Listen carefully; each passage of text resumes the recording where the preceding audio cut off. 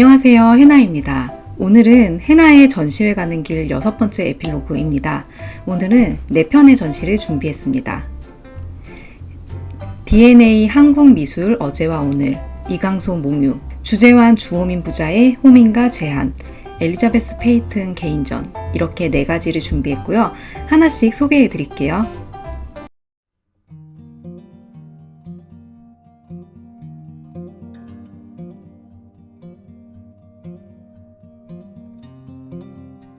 DNA 한국미술 어제와 오늘은 한국의 문화재와 근현대 미술을 한자리에서 감상하고 비교하며 한국의 미를 새롭게 바라볼 수 있도록 기획된 전시입니다.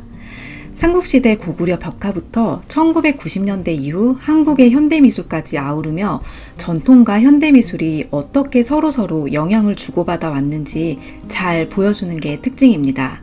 전통과 현대미술은 한 방향이 아니라 서로 영향을 주고받으며 왔지요.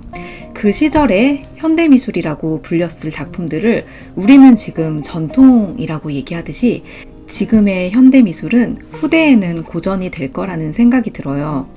DNA 한국미술 어제와 오늘 전시는 4개의 주제로 구성됩니다. 성스럽고 숭고하다, 성, 맑고 바르며 우아하다, 대중적이고 통속적이다, 속, 조화로움으로 통일에 이르다, 화, 이렇게 성, 속, 화 4개의 주제로 구성됩니다. 1부에서는 서양미술의 사실주의에 대한 반향으로 한국미에서 완성미가 발굴되면서 주목받았던 삼국시대 미술부터 고려시대까지의 이상주의적 미감이 근대 이후 우리 미술에 어떤 영향을 주고 표현되어 왔는지 살펴볼 수 있습니다. 2부에서는 해방 이후 화가들이 서구 모더니즘에 대한 반향으로 한국적 모더니즘의 추구와 국제미술계 진출을 통해 한국 미술의 정체성 찾기에 고군분투했던 모습을 볼 수 있습니다. 김한기 선생님의 정원, 도상봉 선생님의 라일락 같은 작품들을 생각하시면 한국적인 미를 추구하면서도 세계적인 작품으로 확장해 가고자 했던 미술가들의 열정을 이해할 수 있을 거예요.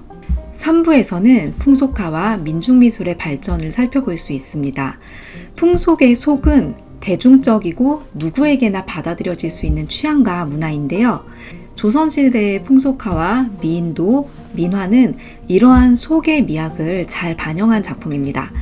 김흥도의 풍속화와 신윤복의 미인도가 어떻게 한국 미술을 대표하는 전통으로 자리매김하였는지, 그리고 근대 이후 화가들은 어떻게 민중미술을 발전시켜 왔는지도 추적해 볼 수 있습니다.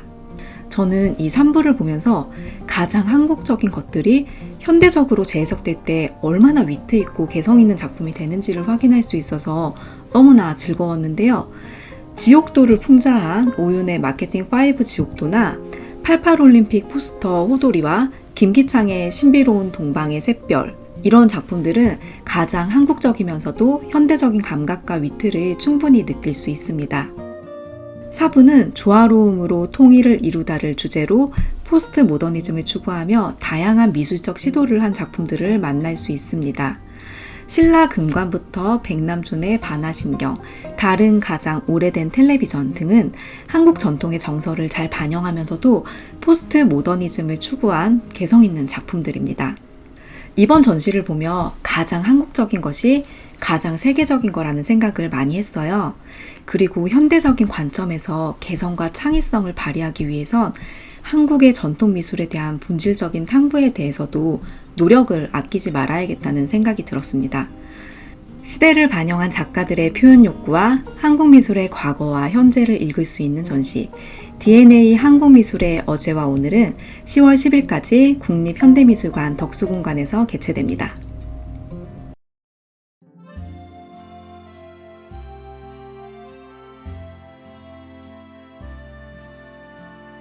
이번에 소개할 전시도 가장 한국적이면서도 세계적인 전시입니다. 이강소 작가의 개인전 몽유인데요. 이번 전시는 작가가 1990년대 말부터 2021년까지 완성한 회화 30여 점을 엄선한 전시입니다. 이강소 작가는 그림, 판화, 비디오, 퍼포먼스, 입체 환경적 설치, 사진, 도예 등 다양한 매개체를 통해 자신의 세계를 자유롭게 표현하는 작가입니다. 일필 휘지로 남긴 역동적인 붓질과 여백이 남긴 여운이 아름다운 대형 회화들을 만날 수 있는데요. 이 작품들은 계획하고 표현해내기보다 자연스러운 내면의 흐름에 붓끝을 맡긴 작업들이라고 합니다. 강에서, 청명연작, 허 등 1990년대 말부터 2021년까지 완성한 회화 작품들을 만날 수 있습니다. 몽유는 이강소 작가의 철학적 세계관을 함축한 키워드이자 그가 작품에 담고 싶은 시대적 명제라고 하는데요. 전시장에 설치된 스크린을 통해 작가의 인터뷰 영상을 만나볼 수 있었습니다. 이강소 작가는 작업자의 고유의 기운이 붓끝을 타고 흐른다고 합니다. 그래서일까요? 이강소 작가의 작품들을 보면 진지함, 강단, 고뇌, 위로, 내려놓음 같은 다양한 마음이 느껴졌습니다. 꿈속에서 노는 것처럼 차분하고 깊이 있는 그의 붓끝의 흐름을 따라가다 보면 마음속에 복잡한 생각들이 가라앉는 치유를 경험할 수 있습니다. 자신의 내면에 침잠하며 오래 작업을 이어온 작가들의 작품이 주는 깊이와 고화함이 있죠. 이것은 마음과 시간이 만든 위력인 것 같아요. 제 지난 3월에 동일한 장소인 갤러리 현대에서 김민정 작가님의 타임레스 전시를 봤는데요. 그때도 이와 비슷한 위로와 감동을 받았었던 기억이 나요. 꿈속에서 노는 것처럼 일상의 무거움을 벗고 잠시 쉬고 싶은 분들께 꼭 전하고 싶은 전시, 이강소 작가의 몽유. 이번 전시는 8월 1일까지 진행됩니다.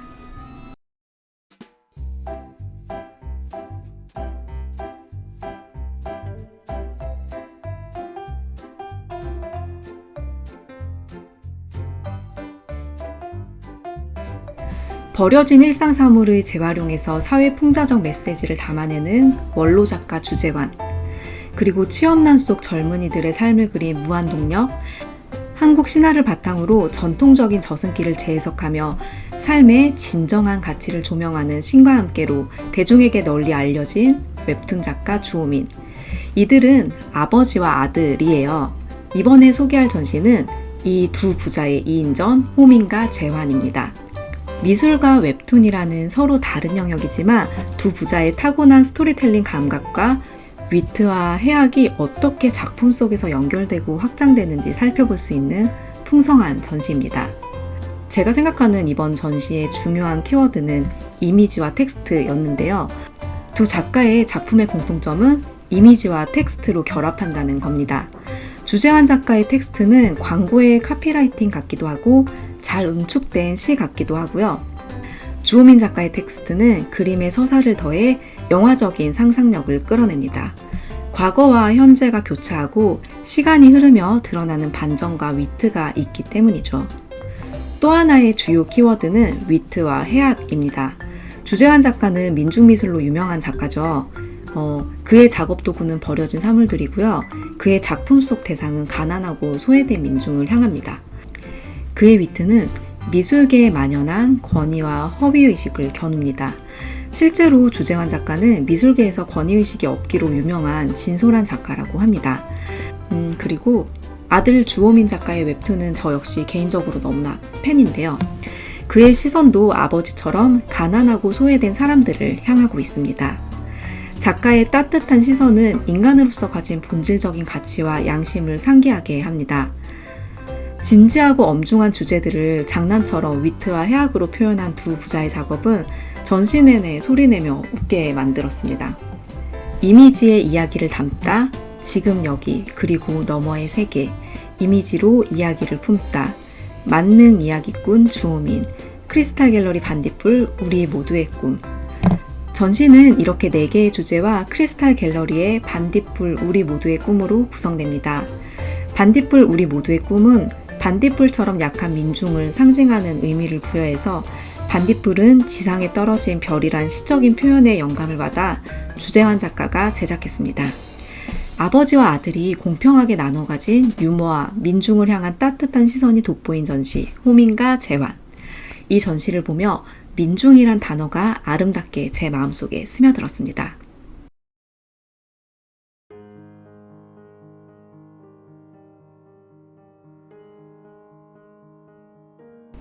미국 현대미술가 엘리자베스 페이튼. 그녀는 1965년생 56세의 중년 작가입니다. 그녀는 1990년대 초반부터 나폴레옹, 엘리자베스 1세, 존 레논, 커트 코베인, 마크 제이콥스 등 다양한 분야의 아티스트들을 그리며 세계적으로 주목을 받기 시작합니다. 주변 지인, 유명 인사, 역사적인 인물들을 주로 그립니다. 이번 전시에서는 왕가위 감독의 해피투게더에서 영감을 받은 어긋난 사랑을 그린 작품부터 노예제 폐지론자 프레드릭 더글라스의 초상화와 그녀의 개인적 지인들로 짐작되는 인물들의 초상 등 페인팅과 드로잉 11점이 전시됩니다. 그녀는 유화, 수채화, 드로잉, 판화, 사진 등 다양한 매체로 작업합니다.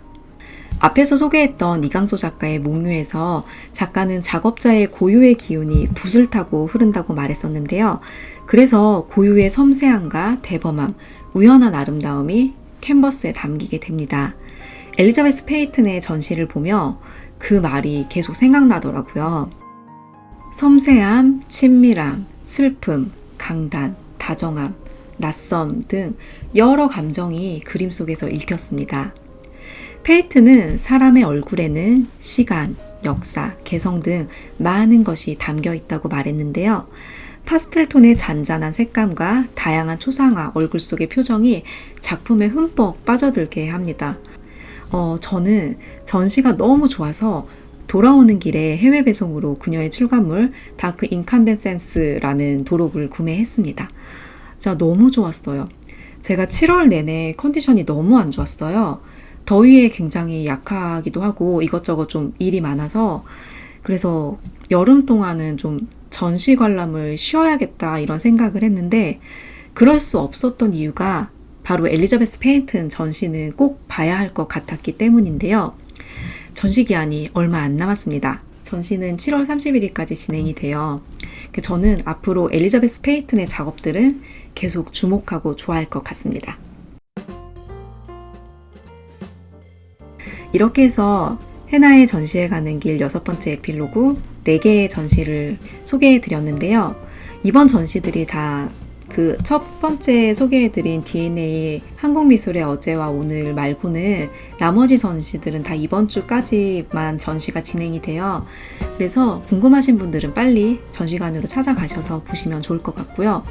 이 4가지 전시를 보면서 저는 제가 여러 가지 전시들을 더 다녔는데 정말 가장 좋았던 전시들을 이번에 응축해서 4개를 소개를 시켜드린 거예요. 이번 전시들이 너무 좋았습니다. 그래서 꼭 소개해드리고 싶었던, 추천하고 싶었던 4개의 전시를 소개해드렸습니다. 그럼 지금까지 영상 봐주셔서 감사하고요. 저는 헤나의 전시회 가는 길 7번째 에필로그로 돌아오겠습니다. 감사합니다.